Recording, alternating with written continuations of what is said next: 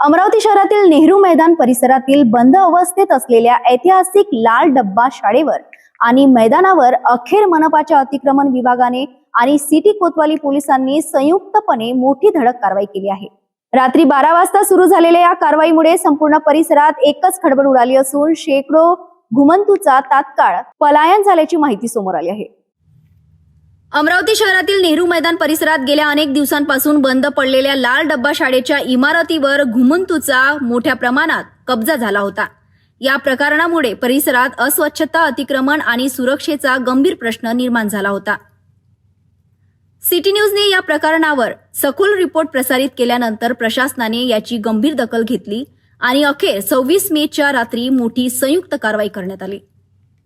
रात्री 12 वाजता मनपा अतिक्रमण विभाग आणि सिटी कोतवाली पोलिसांनी मैदानाच्या दोन्ही प्रवेशद्वारांमधून तसेच शाळेच्या मागील बाजूने एकाच वेळी एंट्री घेत कारवाई सुरू केली।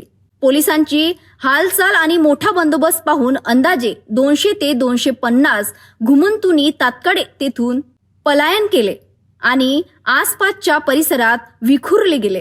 कारवाई दरम्यान लाल डब्बा शाळेच्या इमारतीतून सुमारे 4 ट्रक अतिक्रमण साहित्य जप्त करण्यात आले, तर गुलशन मार्केटच्या मागील बाजूस लपून बसलेल्या काही घुमंतूंवरही कारवाई करत त्यांच्या ताब्यातील 3 कटला रिक्षा जप्त करण्यात आली।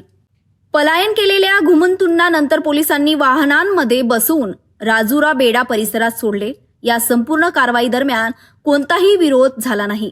पोलिसांचा मोठा फौजफाटा, महिला पोलीस कर्मचाऱ्यांचा सहभाग आणि 4 व्हॅनची उपस्थिती यामुळे कारवाई अधिक प्रभावी ठरली। सुमारे 1.5 तास चाललेल्या या धडक कारवाईने नेहरू मैदान परिसरात पूर्णपणे घुमंतू मुक्त करण्यात आला आहे। मात्र आता खरी जबाबदारी मनपा प्रशासनावर आहे। परिसराची तात्काळ स्वच्छता आणि देखभाल न झाल्यास पुन्हा अतिक्रमण होण्याची शक्यता नाकारता येत नाही। या कारवाईत अतिक्रमण विभागाचे अधिकारी कोल्हे यांच्या नेतृत्वाखाली 4 ट्रक टीम आणि सिटी कोतवाली अधिकाऱ्यांसह पोलिसांचे 20हून अधिक कर्मचारी सहभागी होते।